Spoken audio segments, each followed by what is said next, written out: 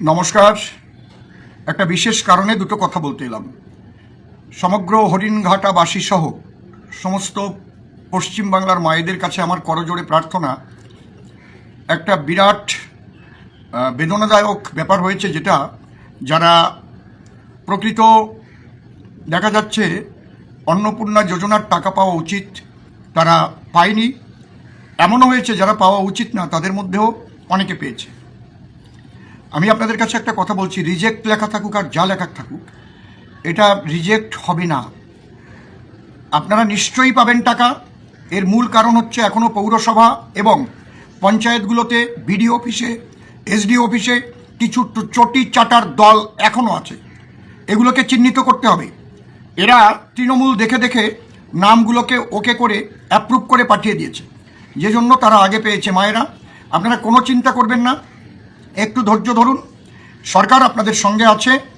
মাননীয় মুখ্য সচিব বলে দিয়েছেন, যারা পেয়েছে এটা রাপলি তড়িঘড়ি করে করা হয়েছে আপনাদের দেবার জন্য, সরকার কথা রাখবার জন্য, সংকল্পপত্রের যে বাক্য, যে গ্যারান্টি, সেই গ্যারান্টি রাখার জন্য। আপনারা সকলেই পাবেন যারা পাওয়ার উপযুক্ত। দুটো লিস্ট করুন আপনারা। আমি বলছি ভারতীয় জনতা পার্টির বুথ লেভেল থেকে, মণ্ডল লেভেল থেকে আপনারা সবাই মিলে পথে নেমে, গ্রামে গঞ্জে সব জায়গায় নেমে যান এবং পৌরসভায় যারা আছেন একটা লিস্ট করুন কারা কারা পায়নি, পাবার উপযুক্ত। এটা ক্যারেটেরিয়াটা লেখা আছে ফর্মেই, কারা পাবে কারা পাবে না।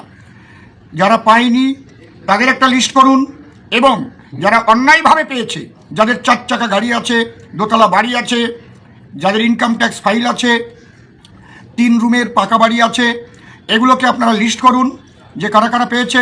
প্রয়োজনে বিডিও অফিস থেকে এবং পৌরসভা থেকে লিস্ট নিন কারা কারা পেয়েছে, দিতে বাধ্য। আমি এগুলোকে একদম পাই টু পাই, অন্তত আমার বিধানসভাটাকে আমি, আমার দায়িত্ব যেটা সেটা আমি দেখব। এই বিধানসভায় কোন কোন অঞ্চলে এবং পৌরসভায় এই চটি চাটার দল বসে বসে এগুলো করেছে, কারা অ্যাপ্রুভ করেছে, কাদের কাছ থেকে কাদের কাছে গেছে, এর প্রত্যেকটাকে আমি টেনে বের করব এবং এদের সমুচিত শিক্ষা দেব। আপনারা নিশ্চিন্ত থাকেন। আমি অসীম সরকার, হরিণঘাটার বিধায়ক, আপনাদের কথা দিচ্ছি। মায়েরা, আপনারা বাবা মা সবাইকে করজোড়ে বলছি, একটু ধৈর্য ধরুন। মানবিক সরকার, শ্রদ্ধেয় মুখ্যমন্ত্রী, তিনি মানবিক, শুভেন্দু অধিকারী মহাশয়, এবং আমরা সকলেই বাংলার উন্নয়ন করতে এসেছি, সেই মানবিক দৃষ্টিভঙ্গি নিয়ে এসেছি। এই এসআইআর এর সময় হিন্দুদের নাম এইভাবে রাত 2টা পর্যন্ত কেটেছে। ওই শফিক ওই থেকে ওইগুলো করেছে, সে ধরা পড়েছে। ওকে হাফ প্যান্ট পরিয়ে ঘুরানো উচিত, মাজায় দড়ি বেঁধে। আমি পুলিশের কাছে বলবো, কারণ ও যে অন্যায়গুলো করেছে, এই হিন্দুদের বউগুলো, সুন্দরী সুন্দরী বউগুলো নিয়ে নিয়ে তাদের ইজ্জত নষ্ট করে, তারপরে তাদের স্বামীকে মারার হুমকি দিয়ে সেই বউগুলোকে ভোগ করছেও। 4টে হিন্দুর বউ নিয়েছেও। সমস্ত অভিযোগ করা হয়েছে, এর একটা কেউ ছাড়া হবে না। এসআইআর এর সময় এইভাবে হিন্দুদের নাম বাদ দিয়েছে। আর যারা সিএ সার্টিফিকেট পেয়েছে, আমি বিডিও সাহেবদের বলছি, এসডিও সাহেবদের বলছি, এরা যেন 6 নম্বর ফর্ম ফিল আপ করলে একটাও বাদ না যায়। কারণ সিএ সার্টিফিকেট পাওয়া মানেই সে ন্যাশনালাইজেশনে ভারতের নাগরিক হয়ে যাওয়া। ওই 13টা প্রমাণের উপরেই লেখা আছে, রেজিস্ট্রেশন অবলিক ন্যাশনালাইজেশন সার্টিফিকেট দিলেই হবে। এই জন্য এ নিয়ে আলাদা কোনো অর্ডারের কোনো দরকার নেই।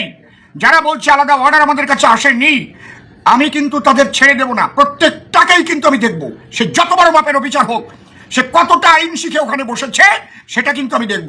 আমি শুধু মা বাবা ভাই বোন আপনাদের কাছে প্রার্থনা করছি, আপনারা কোথাও গিয়ে অসৌজন্যমূলক ব্যবহার করবেন না, কোথাও কোনো গণ্ডগোলের সৃষ্টি করবেন না। আমার বিধানসভাটা আমি দেখছি, প্রত্যেক বিধায়কদের বলছি তারা তাদের বিধানসভাটা দেখুক। আজকে